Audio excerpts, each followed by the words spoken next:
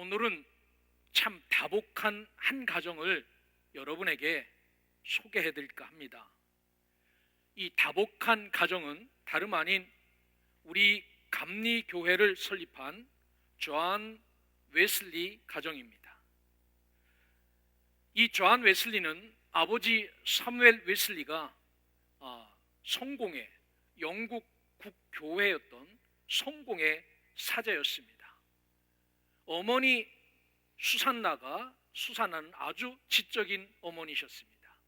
이 아버지와 어머니 사이에서 다복하게 19명의 자녀가 태어납니다. 많은가요? 19명의. 근데 웨슬리는 이 19명의 자녀 중에 15번째로 태어납니다. 그게 지금으로부터 317년 전인 1703년 6월 28일 다음 달 28일 날 존 웨슬리 생일입니다. 영국의 웨버스라는 아주 조그만 시골 마을에 태어납니다. 안타까운 것은 이렇게 이 사무엘과 수산나를 통하여 19명의 자녀가 태어났지만 장성한 자녀, 그러니까 20살 넘게 큰 자녀는 6명밖에 되지 않았습니다. 다 일찍 죽었어요. 그 중에 한 명이 존 웨슬리입니다. 아버지는 성공의 사제라 목회를 하셨지요. 어머니는 가정을 돌보며 자녀를 교육하는 일에 애쓰셨습니다. 이 수산나는 얼마나 아주 총명하고 똑똑한 여인이었었냐면은 4개 국어를 능통하게 하시는 분이었습니다. 그래서 라틴어와 신약 성경의 원어로 써 있는 그리스어, 헬라어와 프랑스어를 능통하게 하고 영어는 모국어니까 잘하시고, 그래서 아이들을 키울 때 이 헬라어로 이 그리스어로 신약 성경을 읽으며 신약 성경을 가르쳤던 분이 바로 이 웨슬레의 어머니 수산나입니다. 이 어머니 수산나는 아이들에게 엄하게 교육했는데 이 교육 태도가 불량할 때, 말씀을 배운다든지 기도할 때든지 이게 불량하면은 회초리를 들어서 매질을 하셨습니다. 뿐만 아니라 밥을 먹을 때 엄마 반찬이 이게 뭐야? 라고 하면은 반찬 투정해도 얻어맞았습니다. 아무 때나 엄마 간식을 달라고 해도 이 수산나 어머니는 간식을 금지하고 이를 우이반시 이 회초리로 아이들을 교육하였습니다. 이 정도로 엄한 어머니였어요. 그런데 이런 엄한 어머니였지만 이 수산나는 매일 한 자녀씩을 밤에 데려다가 그 아이의 그 삶을 상담해주고 가르쳐주고 그렇게 했던 자상한 어머니입니다. 그러니까 저녁만 되면은 큰아들, 둘째 아들 불러서 그렇게 했어요. 이 웨슬리의 일기에 보면은 웨슬리가 엄마를 만나는 날은 목요일 날 저녁이었습니다. 목요일 날 어머니를 만나 어머니와 신앙 상담도 하고 인생 상담도 해요. 그래서 이 웨슬리가 다 성장한 뒤에도 그의 일기에 보면은 어머니와 만났던 목요일 밤이 그리웠다라고 기록하고 있습니다. 이렇게 웨슬리가 잘 성장하여 1720년, 여러분 이 해는 우리나라 조선의 20대 왕으로 등극했던 경종이 1920년에 등극하던 해입니다. 이 옥스퍼드 대학에서 그 크라이스트 처치 컬리지에서 학위를 받고, 그리고 1725년 9월 19일 부제 서품을 받습니다. 부제, 지금으로 말하면은 전도사로 임명을 받습니다. 그리고 10년이 지난 뒤에 이 웨슬레는 당시 영국 식민지였던 미국 조지아에 선교사로 갑니다. 그래서 1735년 10월 14일 시몬즈라는 배를 타고 미국으로 가요. 그런데 그때는 동력선이 아니라 바람을 맞아서 가는 배지요. 그런데 이 배 안에는 영국 사람만 탄 것이 아니라 독일 사람도 이 배에 탔는데, 특별히 이 독일에서 온 개신교 신도들인 모라비안 교도가 26명이 이 배에 함께 타 있었습니다. 영국에서 대서양을 건너 미국까지 가는데 장장 4개월 23일 걸렸습니다. 이 시몬즈는 심한 풍파로 몇 번이나 배가 뒤집힐 뻔하였는데, 이런 위기 앞에서 영국 사람은 무서워 이러다가 죽겠구나라고 벌벌 공포 속에 떨고 살았는데, 그런데 독일 사람이었던 모라비아 교도들은 이 죽음의 위기 속에서 시편을 노래하는 겁니다. 여호와는 나의 목자시니 내게 부족함이 없으리로다. 그리고 기도합니다. 정말 침착한 모습을 이 웨슬리가 봅니다. 그리고 그 인상이 너무나도 기뻤어요. 우리는 이 죽음의 이 문턱 앞에서 왔다 갔다 하는데 저들은 똑같은 상황인데 어떻게 천국의 삶을 살 수 있는가? 그래서 용기를 내어서 이 웨슬리가 이들에게 가서 묻습니다. 여러분들 죽음이 두렵지 않습니까? 라고 물어요. 그랬더니 이 모라비안 교도들은 아주 평화롭게 절대로 이 상황이 두렵지 않고 오히려 하나님 앞에 감사합니다 라고 고백합니다. 이게 머리에 각인이 되었지요. 그리고 드디어 미국에 도착하여 사정상 이 숙소 문제 때문에 모라비안 교도들하고 잠깐 같이 살 기회가 있었습니다. 이 모라비안 교도의 지도자인 스판겐베르크라는 사람과 깊은 교제를 나눠요. 어떻게 당신들은 이런 삶을 살 수 있습니까? 당신은 어떻게 해서 이런 깊은 신앙을 소유할 수 있었습니까? 이런저런 질문을 이 요한 웨슬레가 스판겐베르그에게 질문하자 이 스판겐베르그가 두 가지를 이 웨슬레에게 질문합니다. 첫째 묻습니다. 당신 안에 증인을 가지고 있습니까? 물어요. 여러분 안에 예수가 있습니까? 묻는 말하고 똑같아요. 한 번도 누구에게서도 이런 질문 들어보지 못했습니다. 영국 사제, 목사한테 누가 당신 안에 예수가 있냐고 묻겠습니까? 그런데 이 스판겐베르그 모라비안 지도자가 웨슬리에게 묻는 거예요. 영국 사제, 목사인 그에게 당신 안에 증인을 갖고 있냐라고 물어요. 그리고 두 번째로 또 묻습니다. 하나님의 성령이 당신이 하나님의 자녀임을 증언하고 있습니까? 라고 물어요. 그냥 쉬운 말로 너는 내 아들이다, 너는 내 아들이다 라는 이 소리를 너는 듣고 사느냐라고 묻는 겁니다. 사랑하는 여러분, 여러분 안에 예수 그리스도가 계십니까? 그리고 그 예수 그리스도가 너는 내 자녀야, 너는 내 것이야 이런 소리를 듣고 사십니까? 스판겐베르그는 느닷없는 이런 질문에 이 웨슬리는 당황하죠. 제대로 답변하지 못하고 머뭇거리고 있을 때 스판겐베르그가 다시 이 질문을 던집니다. 영국 목사 웨슬리에게 당신은 예수 그리스도를 아십니까? 라고 물어요. 목사인데, 사제인데, 다른 사람 영혼을 구원하기 위해서 미국으로 왔는데 이 사람에게 당신은 예수 그리스도를 압니까? 라고 물어요. 웨슬리는 너무 당황스러워서 잠시 머뭇거리다가 저는 그분이 이 세상의 구주이심을 압니다라고 마지못한 상식적인 대답을 합니다.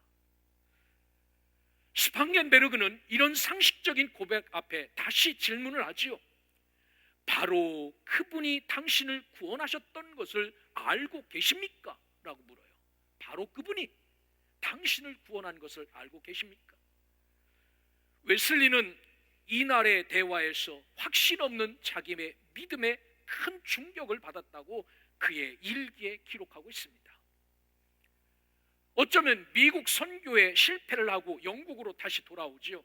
성경을 깊이 묵상하는 삶을 삽니다. 그런데 어느 날 아침 성경을 펴서 읽는데 베드로후서 1장 4절의 말씀이 이 웨슬레 마음에 박히기 시작합니다.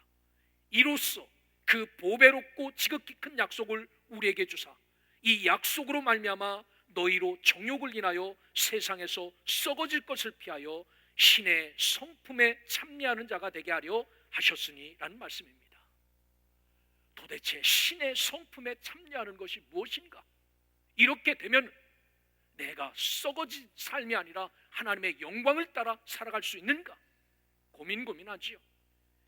이게 1738년 5월 24일 오늘입니다. 오늘 282년 전 오늘 웨슬레가 이런 도전을 받아요. 그리고 저녁 때 올더스게이트 거리에 나가서 한 신도의 집회에 참석합니다. 거기서 어떤 한 사람이 루터의 로마서 서문을 들고 읽는 소리에 귀를 기울입니다. 로마서 서문은 로마서에 나오는 그대로를 읽는 게 아니라 대략 로마서 서문이 이렇게 돼요.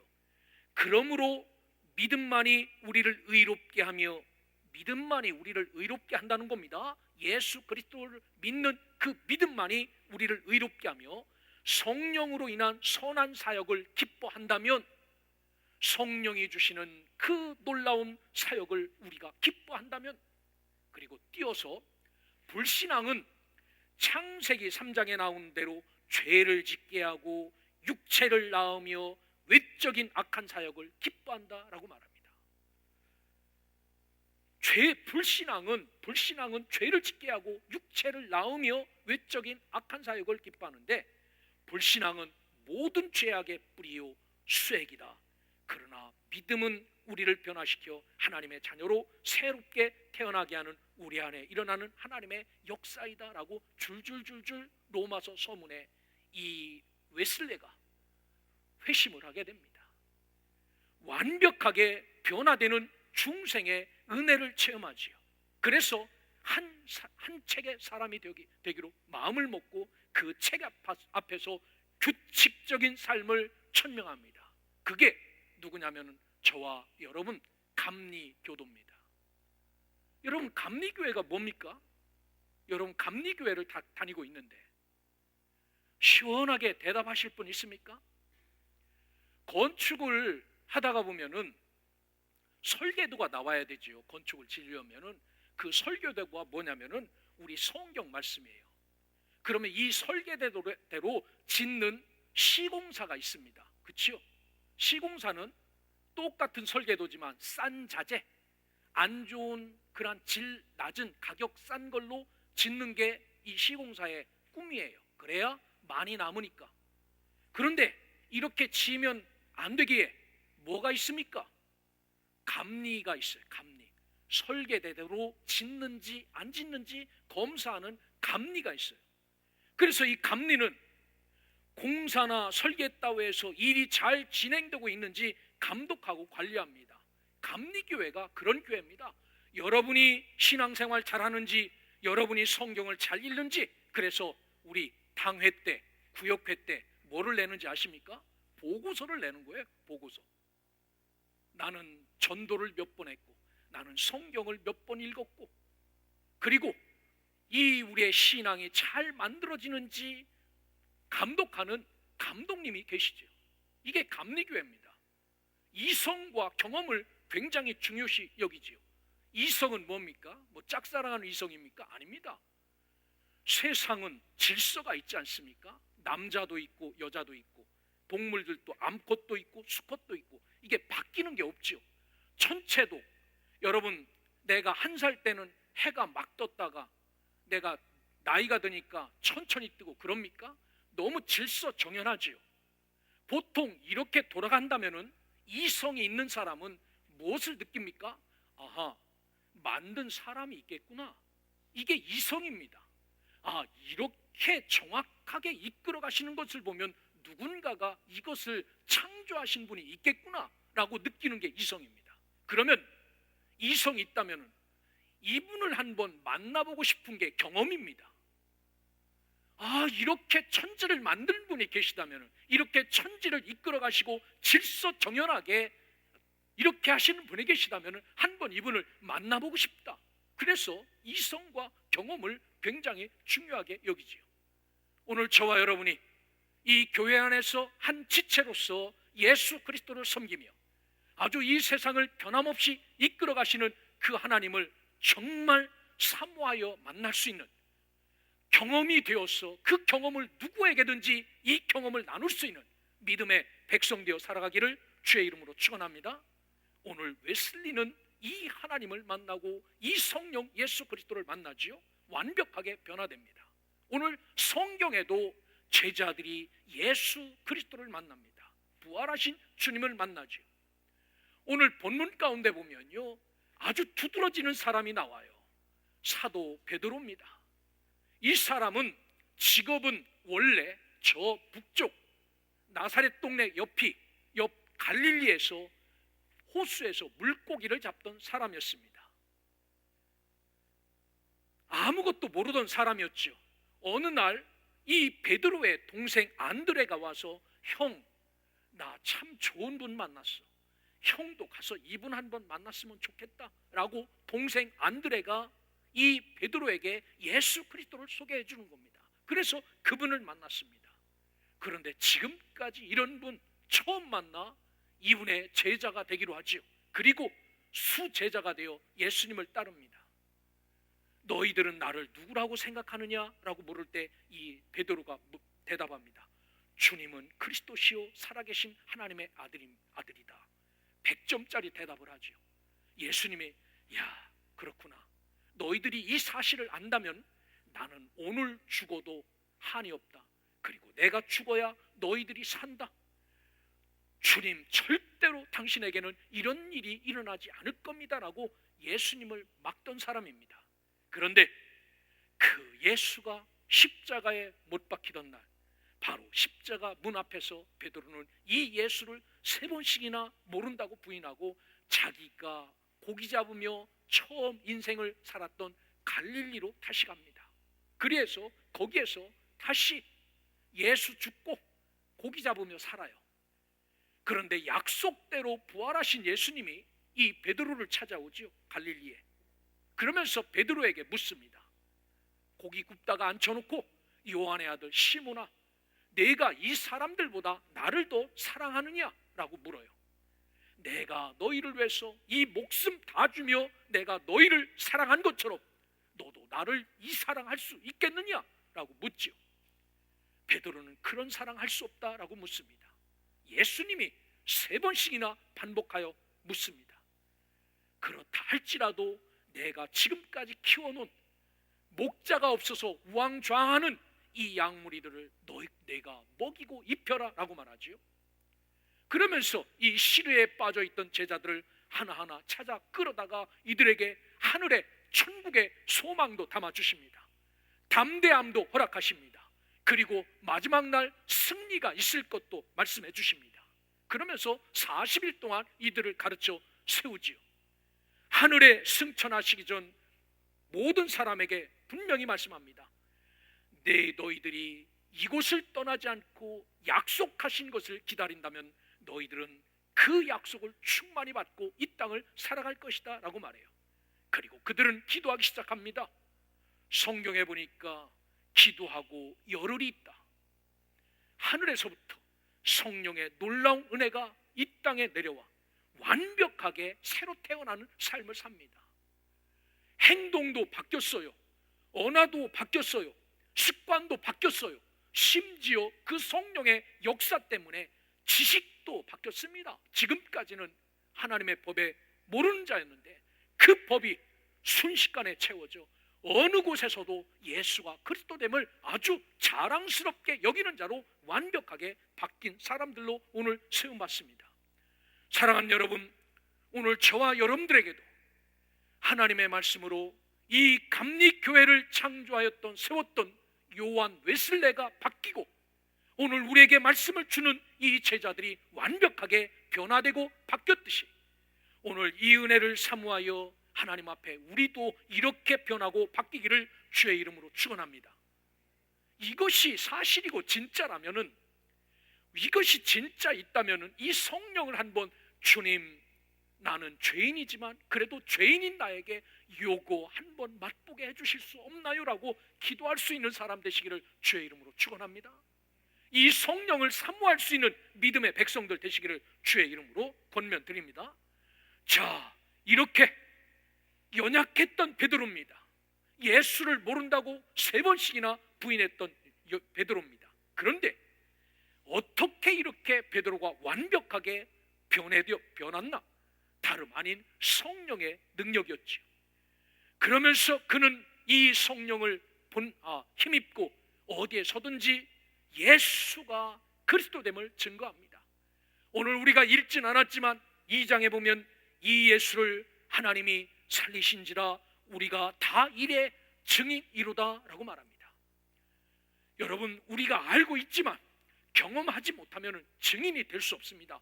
증인은요, 반드시 현장에 있었던 사람이 증인입니다. 그렇지요? 우리가 경험하고 현장에 있었던 사람이 얘기할 수 있죠. 오늘 그런데 베드로는 나는 그 현장에 있었던 사람입니다 라고 말하죠. 사랑하는 여러분, 오늘 저와 여러분들도 이 성령의 은혜로 이 경험을 하지 않으면 이 경험을 나눌 수 있는 자가 아니다라는 사실을 기억하고 하나님이 주시는 성령의 놀라운 은혜로 여러분들도 이 예수의 성령을 경험하여 이 경험을 나눌 수 있는 증인된 삶을 잘 살아갈 수 있기를 주의 이름으로 축원합니다.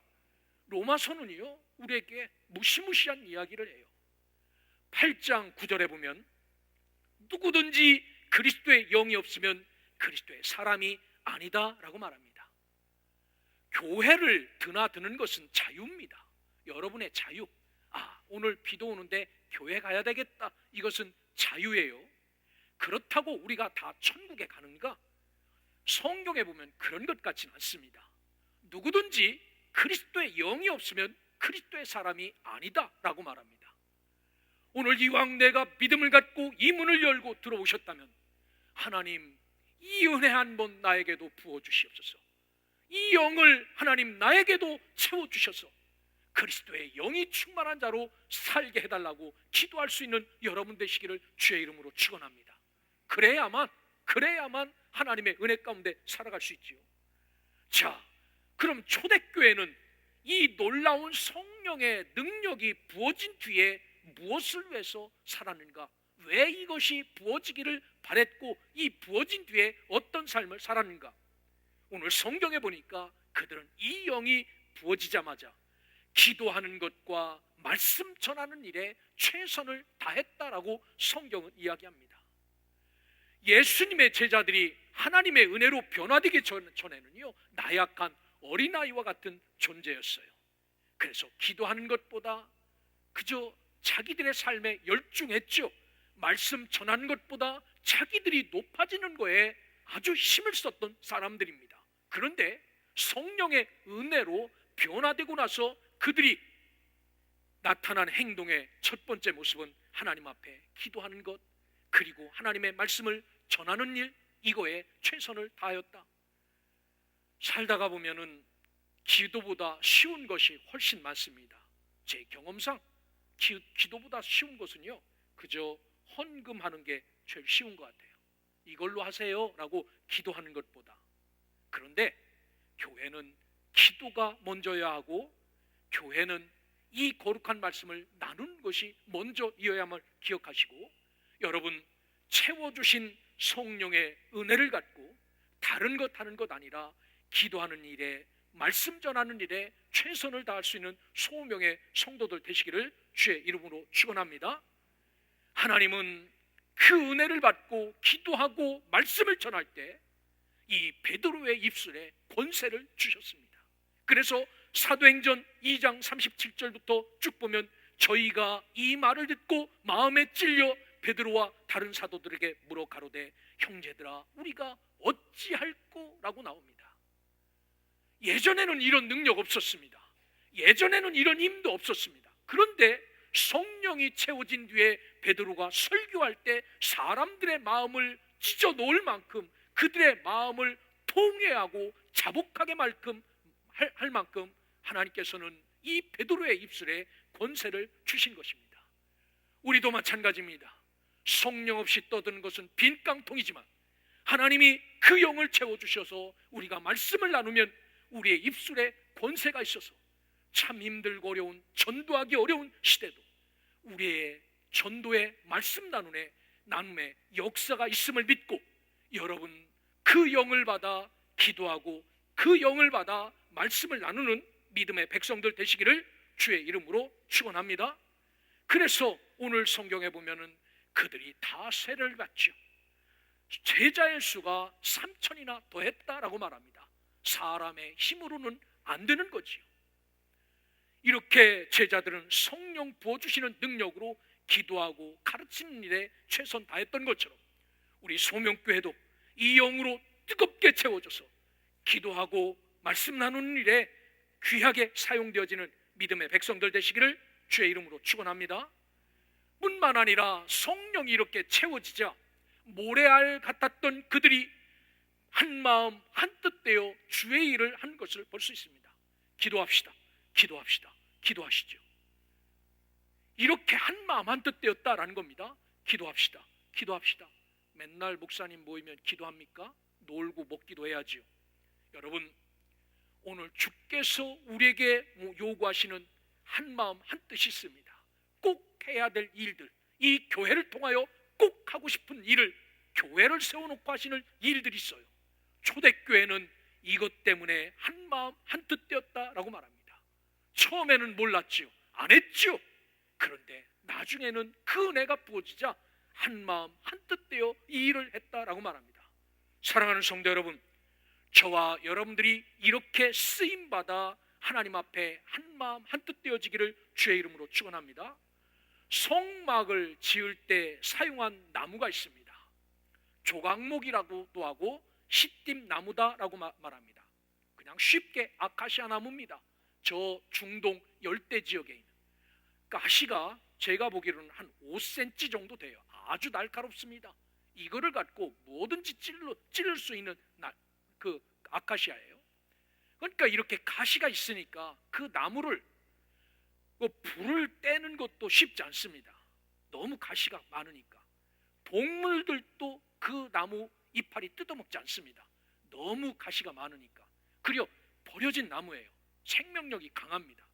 그런데 하나님은 이상할 만큼 이 좋은 나무도 많은데 이 시띠나무를 갖다가 성막을 지으라는 거예요. 그것도 너무너무 중요한 지성소. 여러분, 이 나무를 베어다가 이 아카시아 나무 같은 성질도 고약하고 잘 생기지 못한 저와 여러분을 베어다가 하나님의 말씀으로 다듬지요. 그리고 성막을 짓습니다. 하나하나 끼워서. 그럼 여러분 보면은 이거 아카시아 나무 아니야? 왜 하나님은 이런 나무로 성막을 지으셨대? 백향목도 있는데 이렇게 세상 사람들이 무시할까 봐 은혜로 금으로 이 나무를 보이지 않게 둘러싸서 하나하나 꿰어 맞춰서 성막을 짓고 그 안에서 기도하는 소리를 들으시고 그 안에서 찬송하는 소리를 듣게 만드셨습니다.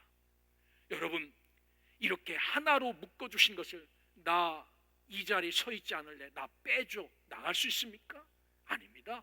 하나님께서 세워주신 그 자리, 그곳에 저와 여러분이 있어야 교회가 되기 때문에 한마음 한뜻대라고 그 영을 부어줬음을 믿으시고 오늘 나를 세워주신 자리에서 내 육신이 생각이 아니라 하나님의 영을 따라 그 일에 한마음 한뜻되는 소명의 성도들 되시기를 주의 이름으로 축원합니다. 이들은 성령이 부어지자 어떤 삶을 살았는가? 세 번째로 보면 당당하게 예수 그리스도의 이름을 높였다라고 말합니다. 오늘 7절에 보니까 공회원들입니다. 예수님을 싫어하는 사람들이 다 여기 있습니다. 부활을 싫어하는 사두개인들도 여기 있고요. 그 전통적으로 내려오던 율법을 깨친다고 예수님 쫓아다니면서 너 누가 이거 하라고 하더냐, 누구의 권세로 이걸 가르치느냐라고 따졌던 바리새인과 서기관도 다 여기 있습니다. 그들 앞에서 오늘 이 베드로가 뭐라고 말하냐면은 그들이 물어요. 너 누구의 권세로 누구의 이름으로 이 일을 행하느냐? 바로 4장 전에 이 미문에 앉아있던 안진뱅이를 하나 고쳐주었거든요. 이렇게 물어요. 이때 베드로는 아주 태연하게 이렇게 말합니다.